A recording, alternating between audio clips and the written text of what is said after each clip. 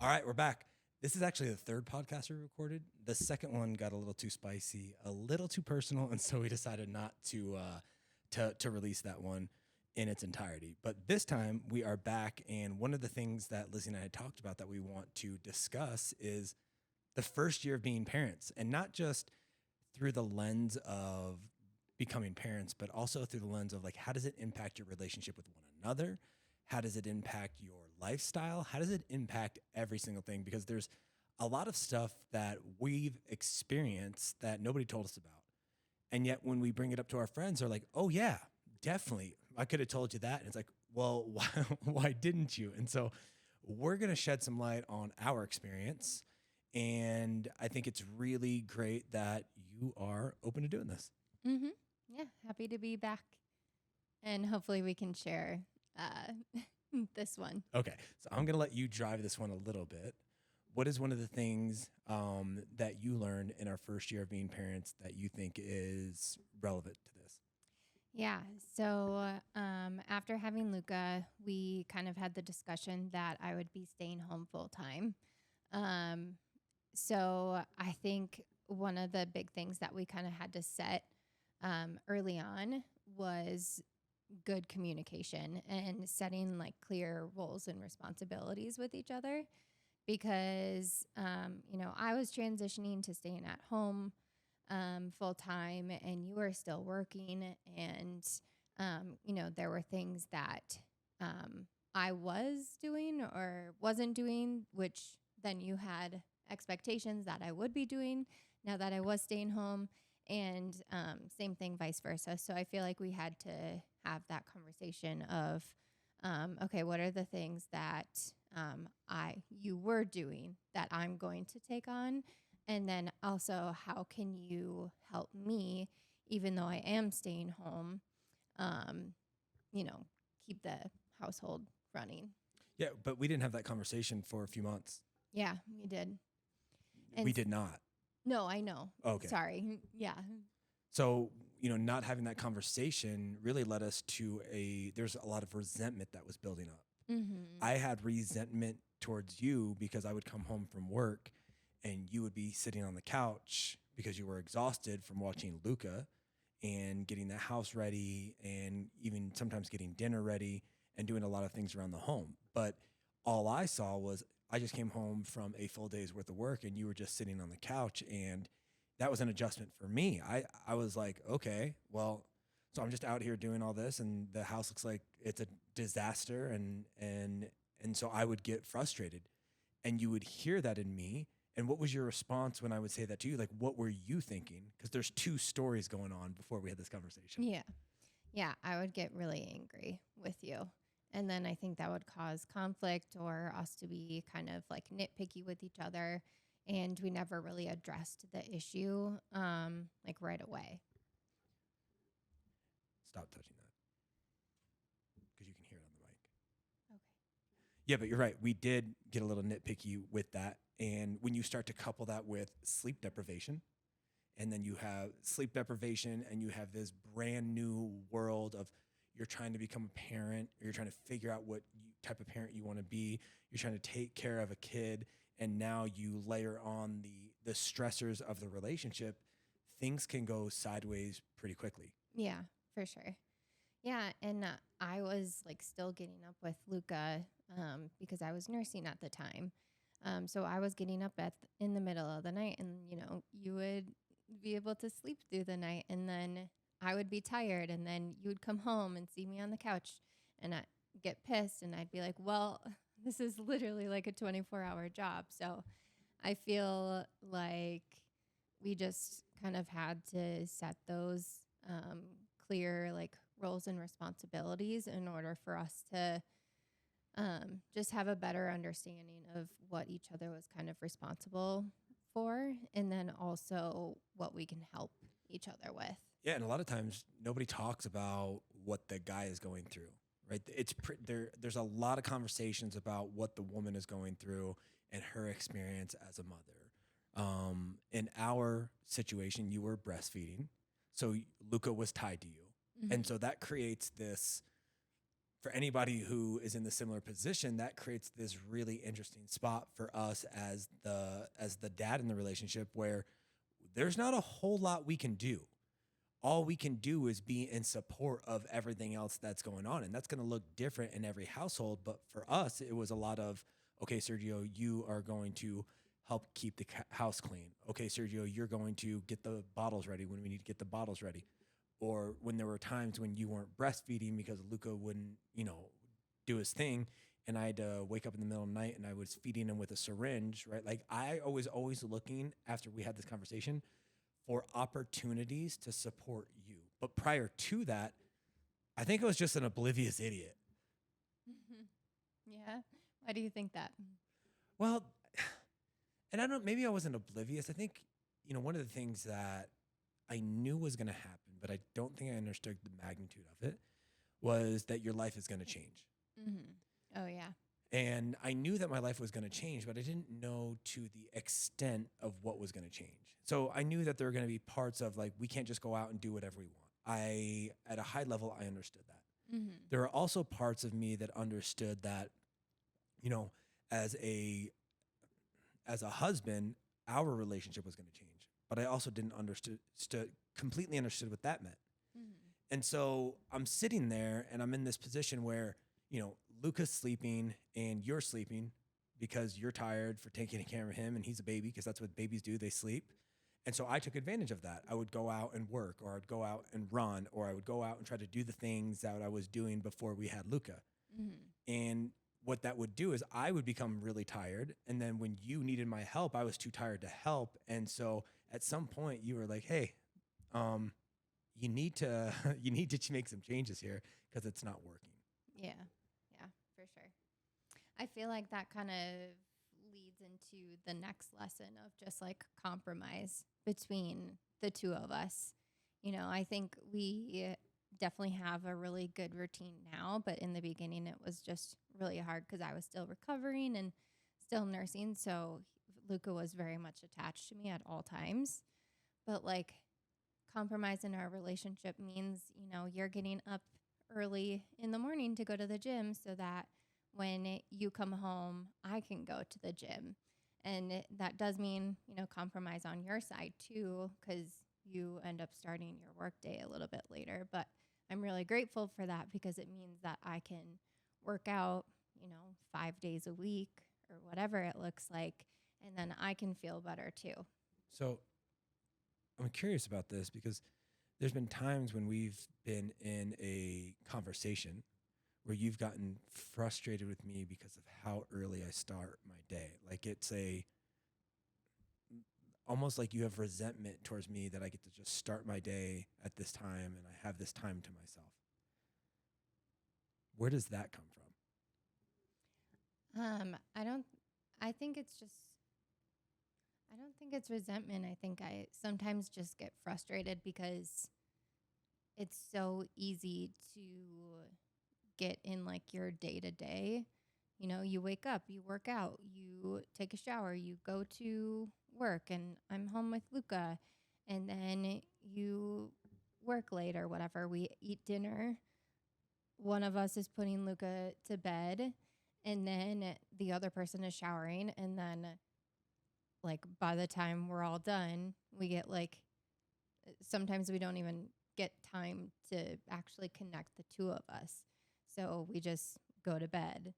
And then you end up falling asleep on the couch. And I think that, like, not getting any time during the day or during the week is hard because I want to feel connected to you. So that you've never told me that before. You've never told me that was the reason why. And that's good to know because I would agree with you. One of the things, when we first did our first podcast, one of the things that we talked about was our vision board and what we wanted. And over the last 5 months, a lot of those things, it's pretty wild. A lot of those things have started to come together for the things that I've wanted. And now that I'm kind of revisiting that, one of the things that I'm bringing a lot of attention to and focus to is our time, our quality time together. Mm-hmm. I've come to realize that quality time is really, really important to you. Yes. and I didn't realize how important it was to me either. But if we have quality time and then we also have the income to support the life that we want, that's all we really need, Mm-hmm. right? Yeah. So then how do we make these adjustments, or how have we made these adjustments to make sure that we're prioritizing our relationship while also being parents? Well, now that Luca is a little bit older, I feel more comfortable leaving him with a sitter or having, someone else put him down for bed. Like we got to go to Mexico together, which was amazing. That changed everything. Yeah. I mean, do you feel like going on that first vacation together brought us closer together, like immediately? Yeah. It was really nice for us to like get that time together because we don't get it very often, Yeah. like it's so easy to just get stuck in the day to day and taking care of, Luca, and ourselves, that all of a sudden a week has gone by and, we haven't had a date night in like a month. Yeah. And one of the things that is, big for us is, and I've started to realize this, is we have to prioritize that. And we're getting to a spot where Luca can be watched by my parents and we can feel comfortable with the babysitters we've found, but that took time. Mm-hmm. But a lot of times, I mean, I have friends, I know you have friends too, where, they have a kid and then all of a sudden their relationship is no longer even a priority. Yeah, for sure.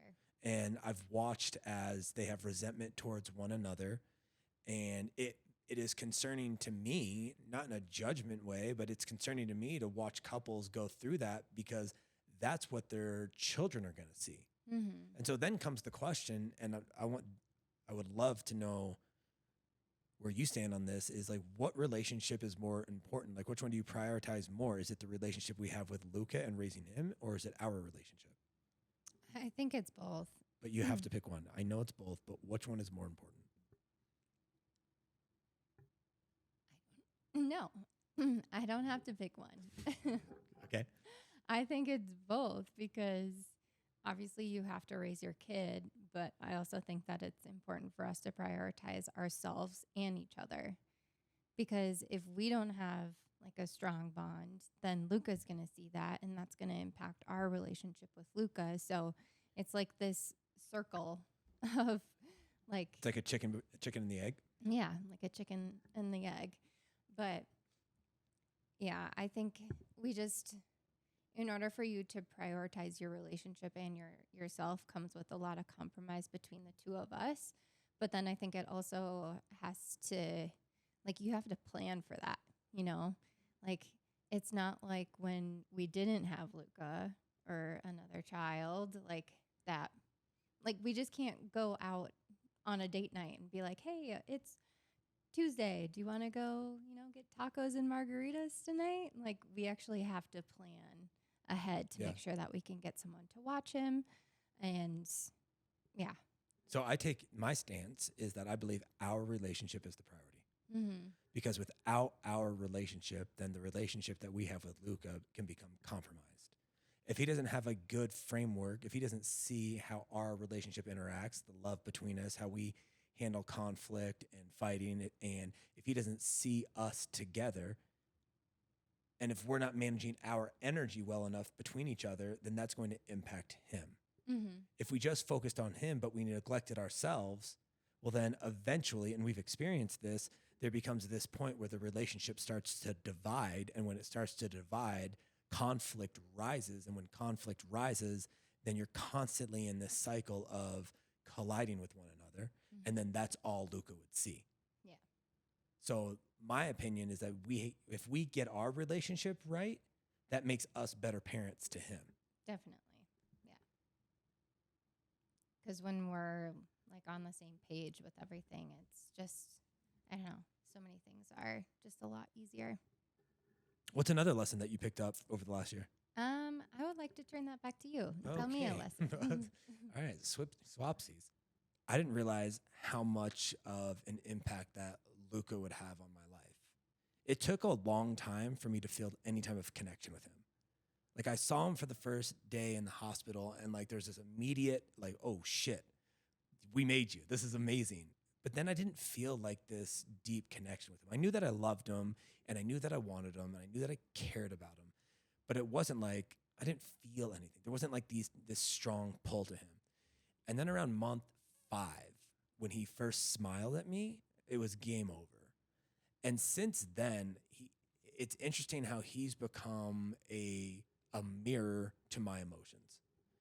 When I feel like I'm in alignment with myself and I'm operating out of integrity and I'm present, it's amazing how we interact and connect with one another.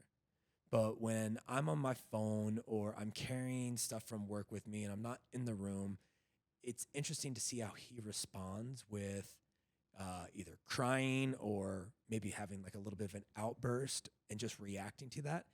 And that's because of how I'm showing up. Another part of this too is that with a kid, all they want is a relationship with us. That's all they want. All a kid wants is the relationship with you, which means it's the most pure relationship. And so when I think of that, then I realize that it's my responsibility to create the relationship that we could have. The only limiting factor is me. If I choose to make it a great relationship, if I choose to be fully present with Luca, if I choose to play with him and have fun with him and be with him when he needs me, we're going to have a great relationship. But if I don't, then the only person to blame for the relationship that isn't a good one between me and my son is me.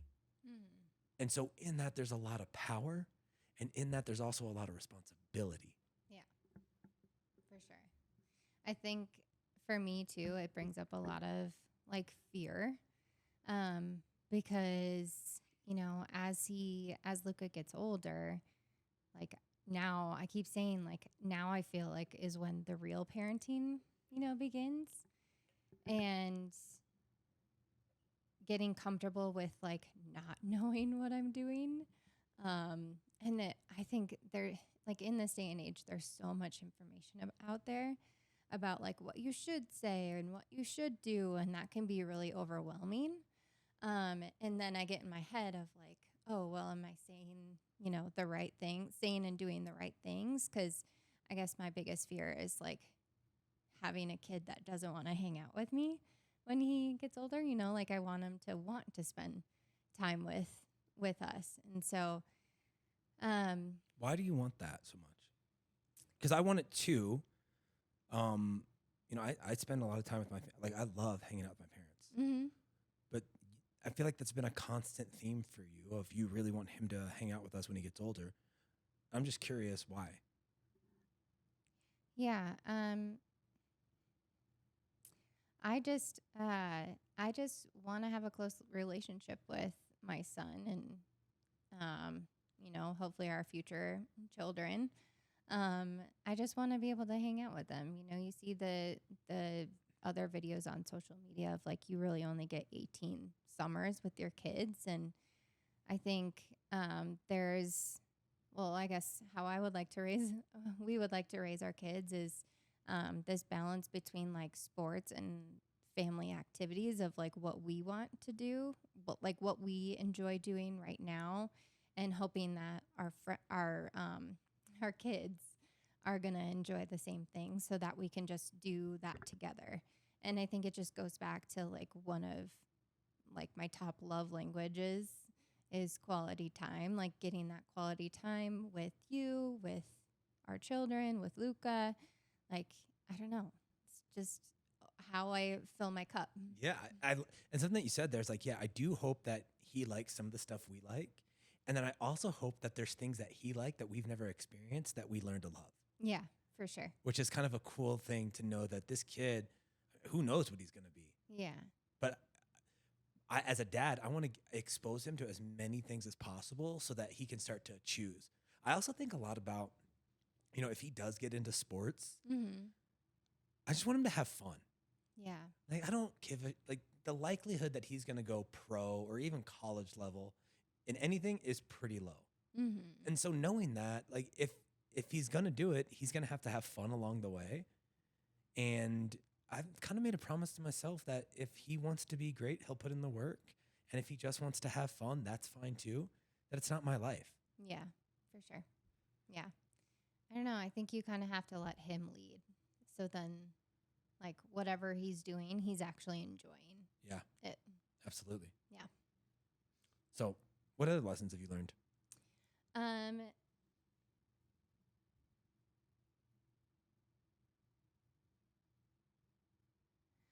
Another lesson that I've learned is just like being able to prioritize, and we kind of like touched on this already, but being able to prioritize yourself and the relationship and just making sure you communicate what you need to your partner so that, you know, I'm not just like stuck in mom mode, you know?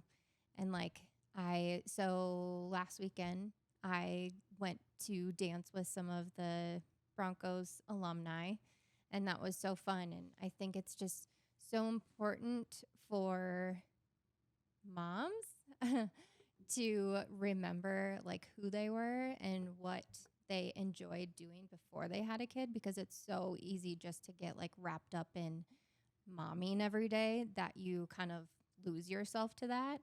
And I think just being able to dance last weekend and also see some old friends, you know, that I danced with on Broncos was just like so good for my soul, because then I can come back and be a better partner and a better mother, you know, like when I don't have that time to myself, or I'm not filling up my own cup and doing the things that I loved before I had a child, like I just get so snippy, and I don't like that mom that I am in that moment. So that's I think important for me to recognize so that I can take a step back and be like, okay, well, you know, can I please get this time to go do XYZ? The last part of that, yes. And I love that you're going out to do these things. It's a weird thing. And always struggle with this when it's like, you know, you just said, can I please get this time? Or if I'm asking you, can I please go do this thing? It's not like I'm asking for permission or you're asking for permission. Yeah. I think you're just communicating, hey, I need this. Yeah, that's true. And so one of the things I've recognized in this lesson is that you have to have your individuality in order to be a good couple. And you have to have your own individuality where you're doing things without your spouse and without your kid in order to be a good husband and a good father. Yeah. And the reason being is you need some time away.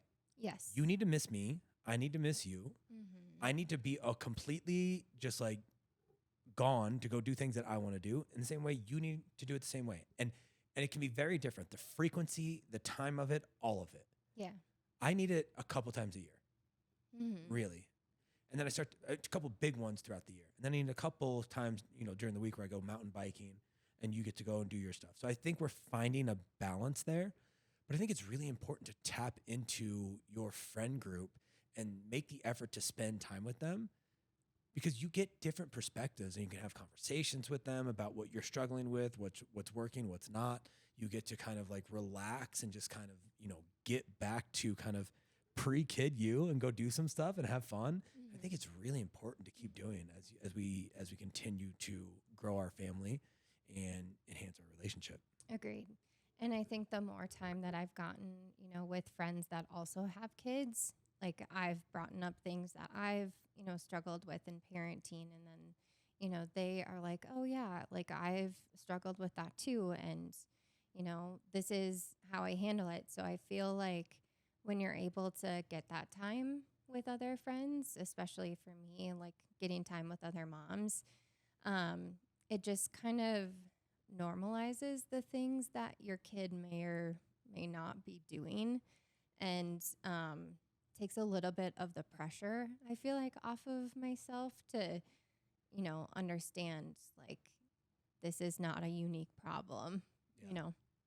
You know, one of the other things that I learned in this as well is your sex life is going to change. Yeah. Quite a bit. And so, I mean, there's this natural part where, you know, you had Luca and then there's this recovery piece.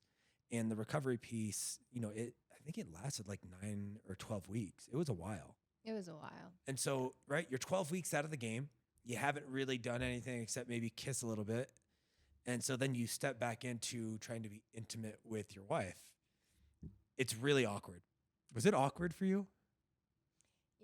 Yeah. Yeah. It was so awkward. You're still choked up about it. Yeah.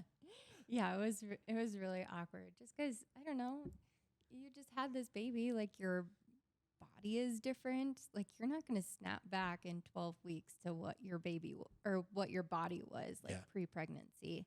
Like literally everything is different.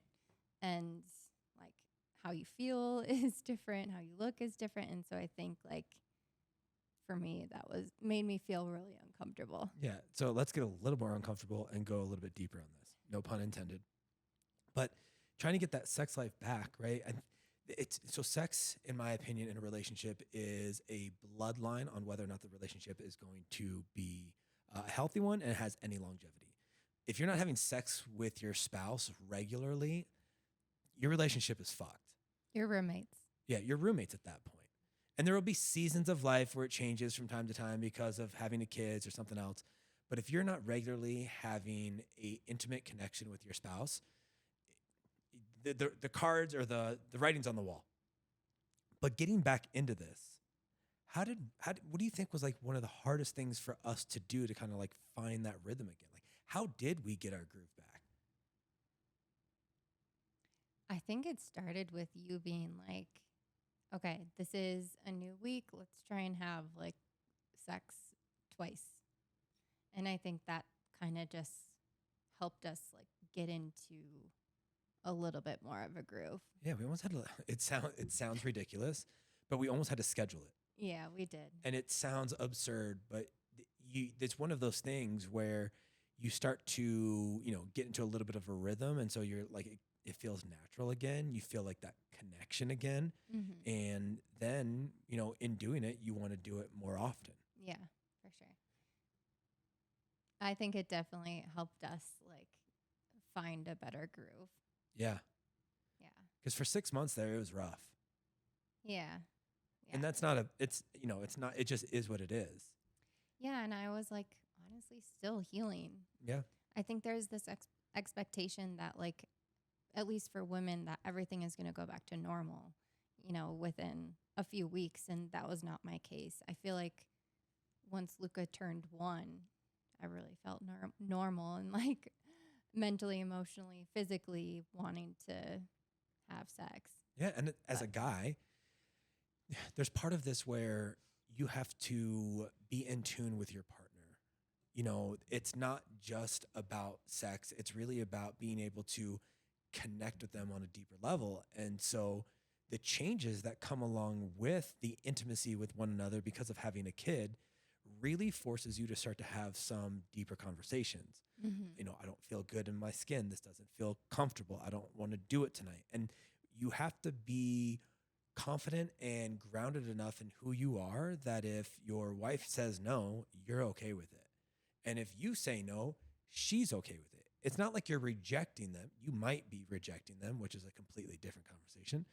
But a lot of times it's, you're finding your groove, you're trying to figure it out, and it's a brand new game. It's kind of like losing your virginity again. Yeah, I guess so. You kind of like start over for sure. Yeah. But one of the things, one of the questions that we had come up on Instagram when I posed a question is like, we made a commitment to, trying to have sex twice a week. Mm-hmm. We're going to talk about sex a little bit more and then we'll get off this because I know some of you are just really uncomfortable right now. But we made a commitment to have sex twice a week. I wanted to do 3. You said 2, so we settled on 2, which is fine. But on those weeks when we're not doing it or we're not having sex twice, like how do we get back on track? Like how do we acknowledge that our sex life is off? Like what are the things that we try to do together to really bring it back and make sure that it's in the forefront of our relationship? Yeah. I personally think that it's okay to have like an off week. But it's as long as you don't go like weeks and all of a sudden you realize like, oh, we haven't made time. We haven't had like sex in a long time. So I think it's okay to like have an off week, but I think it can make getting back into it a little bit more hard or a little harder. So yeah, I don't know, prioritizing it and scheduling it. What's a piece of advice that you could give to the fellas out there on how they can be better at this? I think it's important for both partners to be able to also plan a date night, um, whether that be like on a weekly basis or bi-weekly, whatever it looks like for your relationship, just so you can kind of emotionally connect.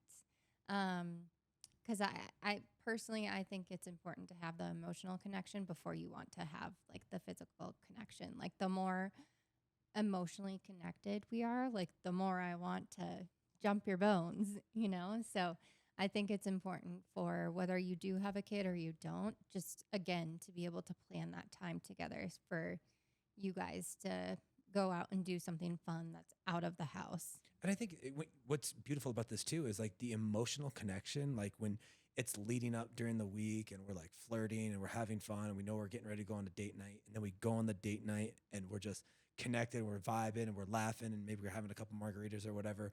And then we usually have sex before we go on the date. But if we come back and we trying to do it, like it's way better. Yeah. And it's interesting how like when you have that deeper connection, like that type of sex, it opens up opportunities for more just like quickies and other things. Cause then you're not so worried about being like, God, again. It's like, no, let's get it in and get it out. Like we got other things we got to do, knowing that there's also going to be time for that deeper connection. Yeah, definitely. All right. So we're going to stop you guys from getting all uncomfortable in your shorts out there. And we're going to talk about Lizzie's next lesson. What is it?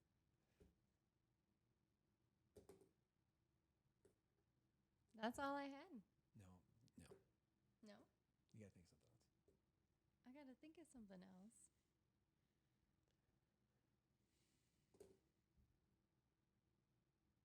That's all you had. That's all the lessons that you took? Yeah, we had 4.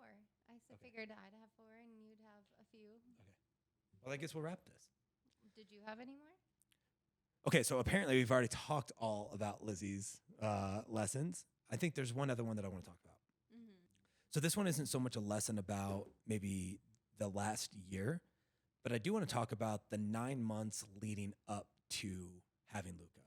So I find out that Lizzie's pregnant right after our wedding. And then over the next 9 months, there is this interesting part of the relationship where, again, you start this support role for your partner because they're growing a human and an additional organ inside of their body, which is wild to me. Mm-hmm. So what are some of the things that, during the pregnancy part of it that you felt like I did well? And what are some of the things that, as we try to head into having another child, what are the things that, you maybe I'm not aware of that you want me to improve upon? Sure. So I thought it was really nice to have you at some of like my early appointments, just so we could be kind of connected, as in like what's happening in my body, and what's happening with our baby. So I feel like that was really nice. And then,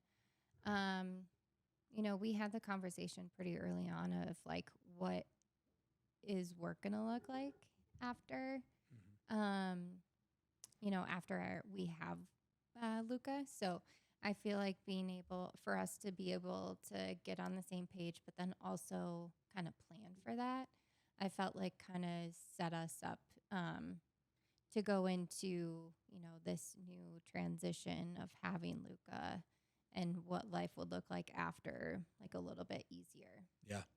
One of the things that I wish we had done Mm-hmm. is prior to Luca being born, creating a list of roles and responsibilities, like a really clear list. And those original responsibilities, they're going to be a lot of the ones that you're going to be doing are going to be heavily involved with Luca, feeding, wake up calls in the middle of the night, a bunch of other stuff. And then there's going to be on the other side of the list things that I need to do in order to support you. Yeah. Cooking, cleaning, getting bottles, changing diapers. And so my list is going to be pretty heavy in the beginning. Yours is going to be solely focused on Luca. Mine's going to be in support of the household and of you.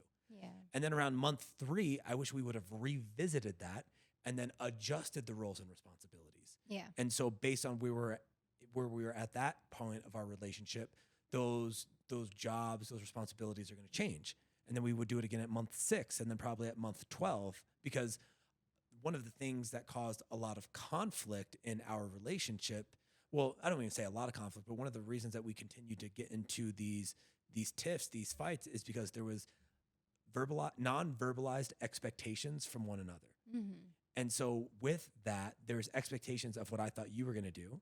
There's expectations from you, what you thought I was going to do. And because we didn't have those oftentimes ended up in fights. So I wish we could go back and do that, because by having those lists, then we would know who was going to be doing what, and there would be no question. Yeah, for sure. It is a little bit challenging to plan to before you have the kid, because you're not really like, but you, because of what you read and because of what like people tell you, but like you also don't know until you're in it. Yeah. You know what's cool about this whole thing? What? Is that we're a year out of this and we have a lot of things that we've learned. Mm-hmm. And yet here we are. We're getting ready to try to have number 2. Yeah. And so those conversations on here, as we start to go through the pregnancy and stuff, those are going to be really interesting, because then we get to relive this, but through a different lens, because we've already experienced it once. Yeah, for sure. Well, and it'll be interesting too. Like, I don't know, how do you have a newborn and take care of like this busy little toddler? I think kennel training could be a good idea. Totally. That's a joke for all of you. You're going to call Child Protective Services on me. Yeah. All right, last question. We'll wrap this thing up. What is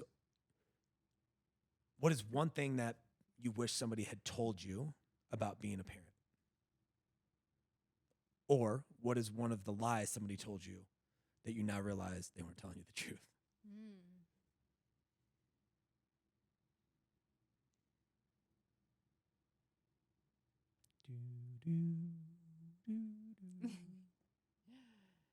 Oh gosh, that's a big question.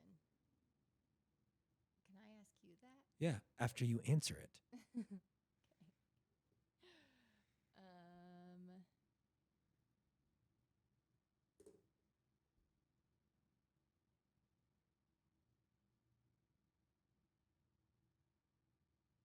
Okay. Okay. I Go ahead. Yeah. Okay.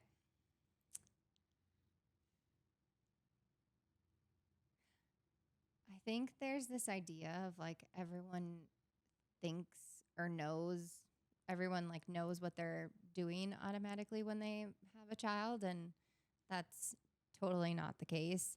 And so I feel like you have to be comfortable with that. And for me, that I'm the type of person that I don't like the spotlight on me. Even doing like these types of podcasts kind of gives me a little bit of anxiety. And so, when you're at music class and, Luca is crawling towards the center and he's going to use another kid to, stand up, and then in return pushes that kid down. And like all the parents in the circle are like, oh no, like that's very uncomfortable for the person that doesn't like to be the center of the spotlight. So then it's easy for me to spiral into, oh my gosh, what am I doing? I don't know what I'm doing. Like, am I a good parent? And I feel like as parents, we probably all experience these types of moments. And it just makes you kind of reflect of like, okay, well, what type of parent do I want to be? And I think another thing that I just thought of is like, in becoming a parent, it teaches you so much more about yourself and like this unresolved trauma. And so I think in order for me to be a good parent, like I have to work through those things so that I can be emotionally there for Luca and my children, and not, like judge or criticize them so that they develop these beliefs. Very well said. Yeah. I don't know. It's a lot. It's a lot to carry on a day-to-day basis, but Well, you're doing a great job. thank you. You're a really good mom. So are you. Thank you. Well. I'm also a mother.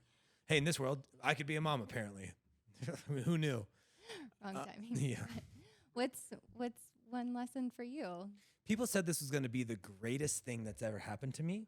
Yeah. And they didn't realize that I saw Snoop Dogg and Dr. Dre at Coachella with a Tupac hologram and Eminem showing up. So they are lying to me. That was the greatest moment of my life.